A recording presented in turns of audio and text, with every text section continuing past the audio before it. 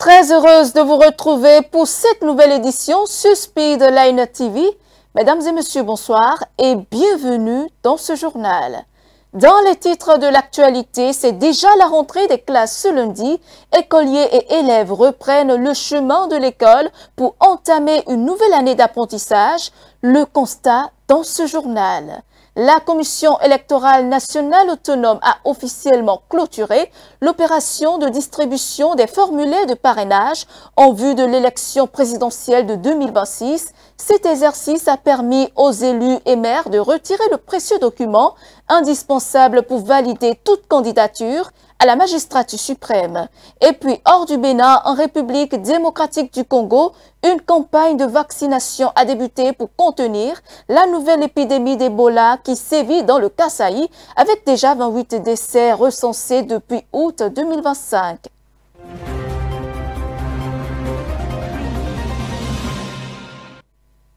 À nouveau, bonsoir. La rentrée scolaire 2025-2026 a démarré officiellement ce jour. Comme chaque année, les élèves et enseignants ont repris le chemin des classes.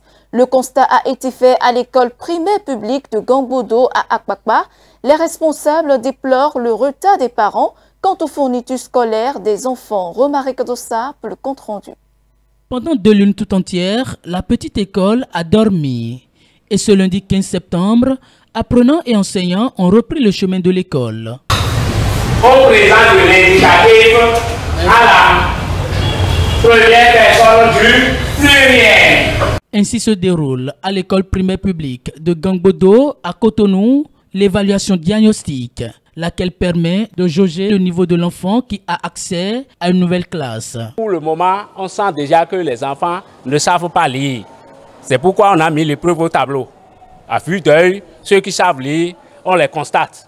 C'est une évaluation qui nous permet de voir qu'est-ce qui reste encore dans la tête de nos enfants. Et ici, nous constatons que les enfants ont oublié certaines notions. Après l'évaluation diagnostique, nous passons à la rémédiation. C'est ce que nous faisons avant de commencer par aborder le programme du cours, à proprement dit. Alors que certains élèves sont en classe, d'autres sont encore chez eux. Certains parents préfèrent également les premières semaines de la rentrée pour se mettre au pas, ce que déplorent les responsables d'école. La période de la pré-rentrée est déjà passée. Aujourd'hui, c'est la rentrée. Mais nous n'avons pas compris, malgré les multiples appels de la part de notre ministre, malgré la sensibilisation, les différentes réunions avec tous les partenaires de l'école, surtout les associations des parents d'élèves à la base, notre inspecteur les a sensibilisés, on leur a demandé de gongonner partout. Malgré ça, les parents ne sont pas sortis massivement pour la pré-rentrée. La pré-rentrée, c'est pour s'apprêter, acheter les fournitures, venir inscrire les enfants. Et le premier jour déjà, le travail commence. Ça nous permet de terminer le programme à temps.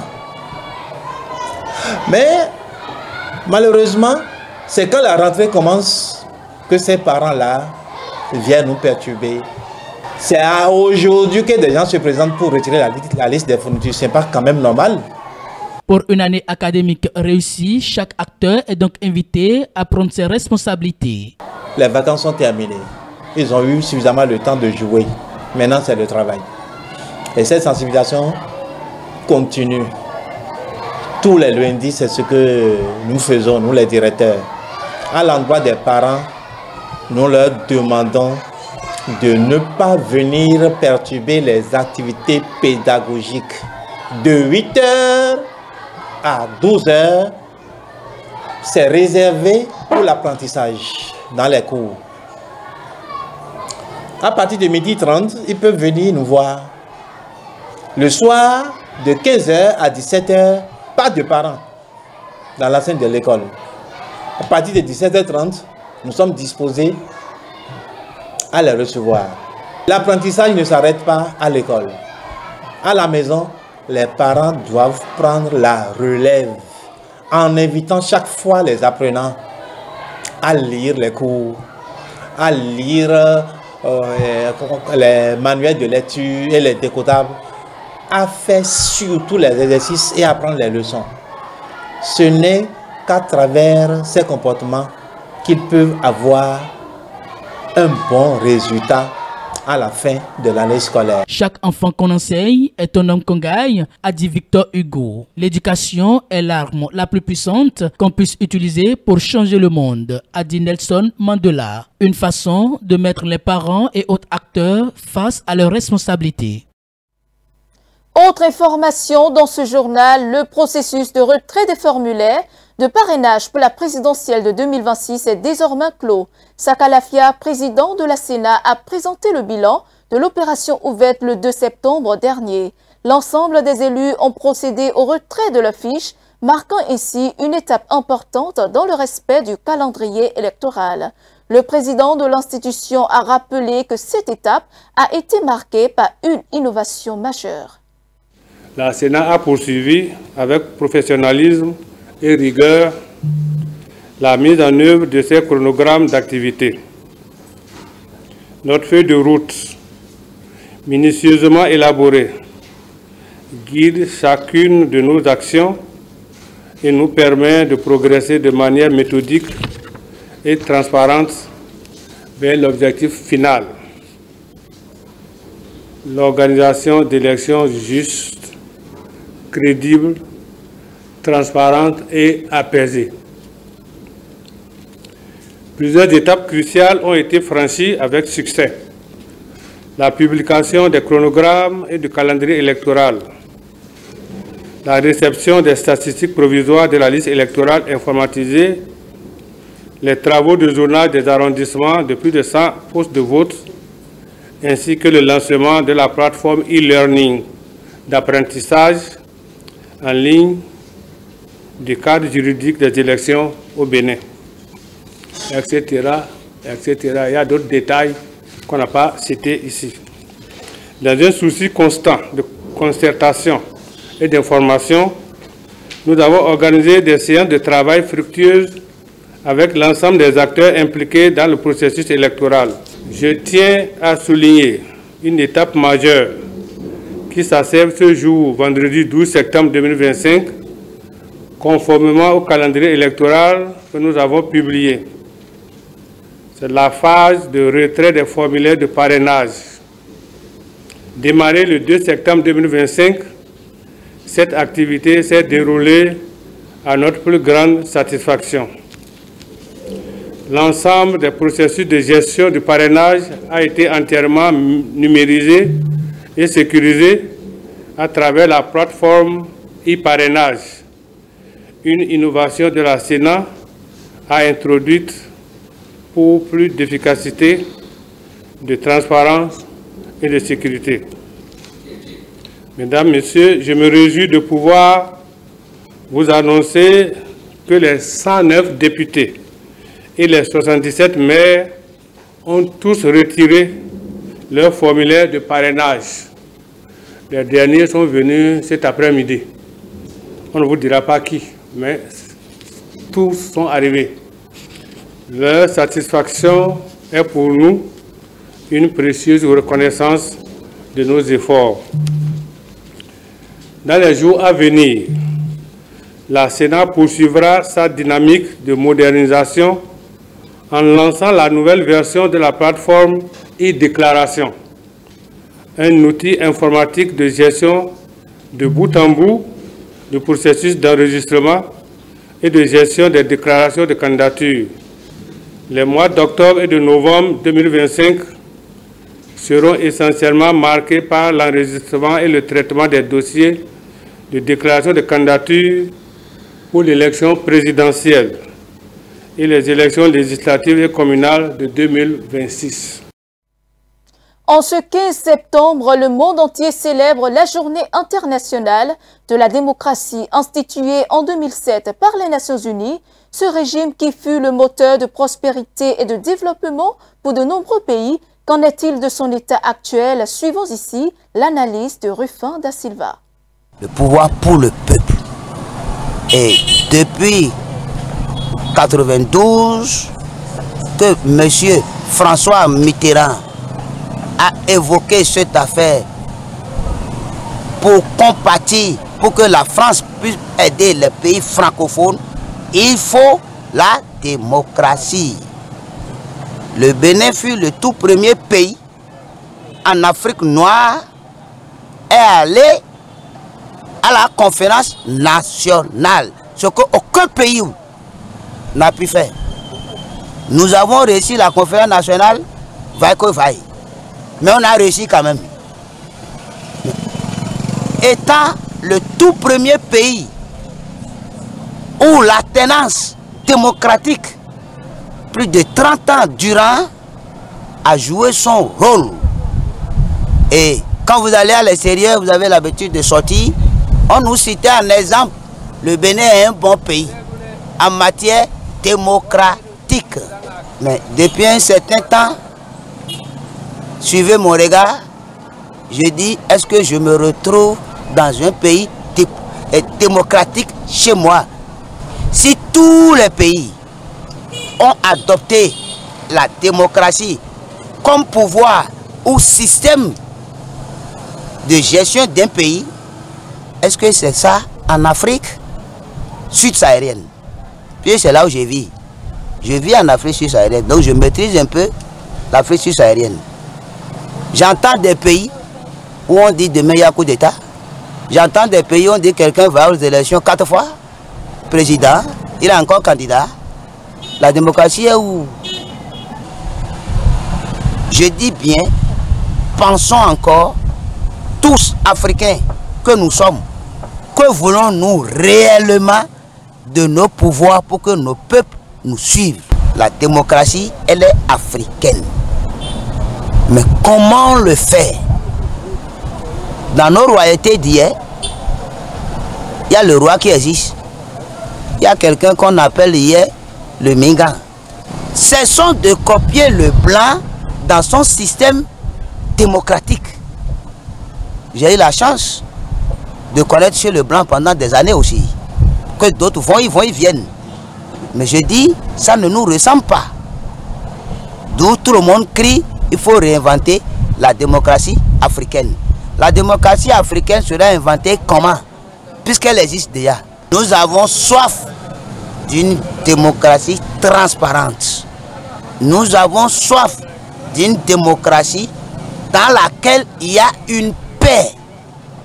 Le peuple n'aspire que la paix, appelle la paix.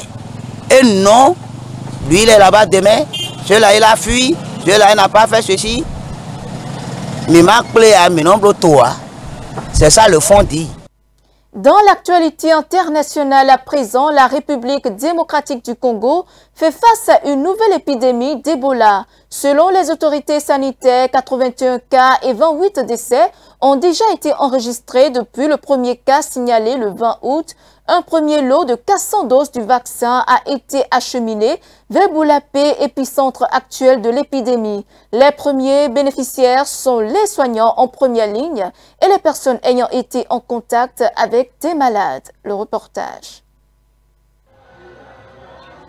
Une campagne de vaccination contre le virus Ebola a débuté en République démocratique du Congo, dans la province du Kasaï, épicentre d'une épidémie déclarée début septembre.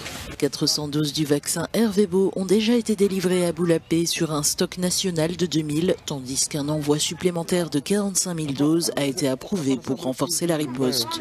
Le vaccin est administré selon la stratégie dite en anneau, ciblant les contacts des personnes infectées ainsi que les soignants de première ligne. En parallèle, des traitements à base d'anticorps monoclonaux, MAP 114, ont été déployés et près de 50 experts de l'Organisation mondiale de la santé travaillent sur le terrain pour la surveillance, la prise en charge clinique et la mobilisation communautaire.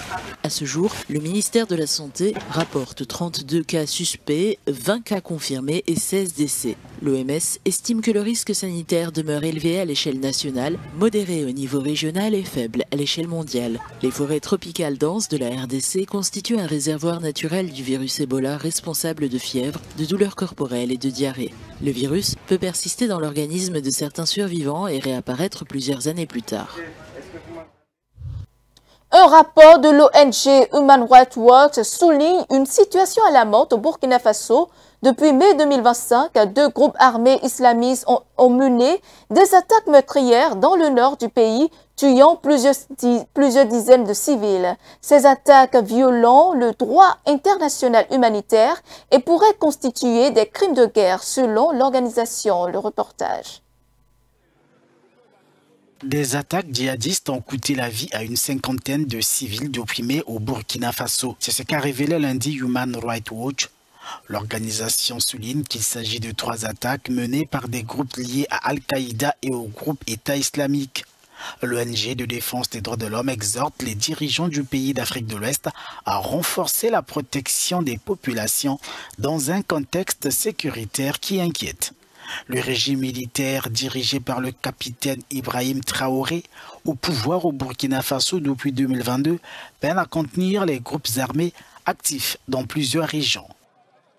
La lutte contre les terroristes faisait pourtant partie des promesses de la junte militaire après son coup d'État. C'est dans ce contexte que les forces loyalistes et leurs supplétifs sont accusés de massacrer les civils par Human Rights Watch. Selon le groupe de surveillance des conflits ACLED, les attaques djihadistes ont fait plus de 26 000 morts au Burkina Faso depuis 2015.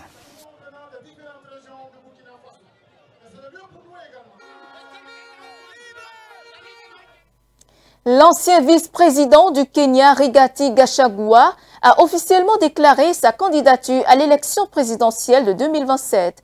Autrefois proche du président William Ruto, qui l'avait soutenu lors de son accession au pouvoir, Gachagua est aujourd'hui en rupture avec lui. Il a été démis de ses fonctions par le Parlement, puis par le Sénat, devenant ainsi le premier vice-président, a été revoqué depuis l'entrée en vigueur de la Constitution de 2010. Suivant. L'ancien vice-président kenyan Rigathi Gachagua a officiellement annoncé sa candidature pour l'élection présidentielle de 2027.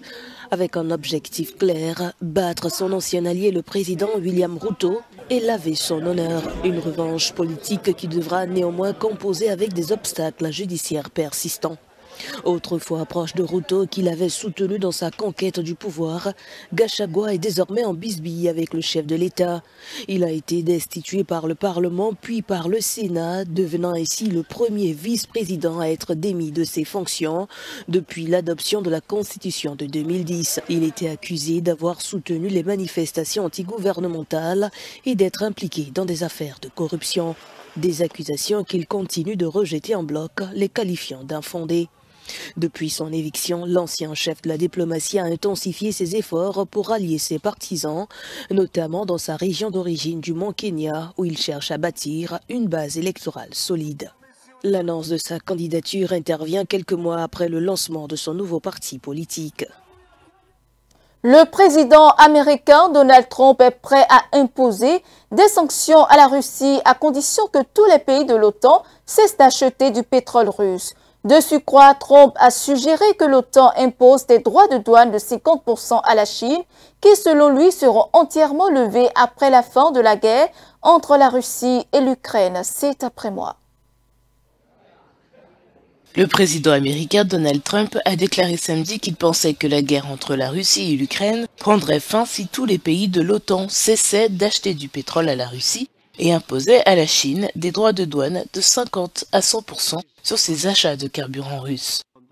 Le message de Trump sur son réseau social fait suite à une conférence téléphonique vendredi avec les ministres des Finances du groupe des 7, un forum réunissant les démocraties industrialisées. Au cours de cette rencontre, le représentant américain au commerce Jamieson Greer et le secrétaire au Trésor Scott Bessent ont appelé leurs homologues à former un front uni afin de couper les revenus qui financent la machine de guerre de Poutine, selon le bureau de Greer. Trump a déclaré que l'achat de pétrole russe par certains membres de l'Alliance était choquant. Depuis 2023, la Turquie, membre de l'OTAN, est le troisième plus grand acheteur de pétrole russe, après la Chine et l'Inde. Parmi les autres membres de l'alliance de 32 États impliqués dans l'achat de pétrole russe figurent également la Hongrie et la Slovaquie. Et c'est ainsi que s'achève cette édition. Merci de votre fidélité. Suivez-nous en continu sur speedlinetv.bg/live et sur nos différents canaux digitaux Facebook et YouTube.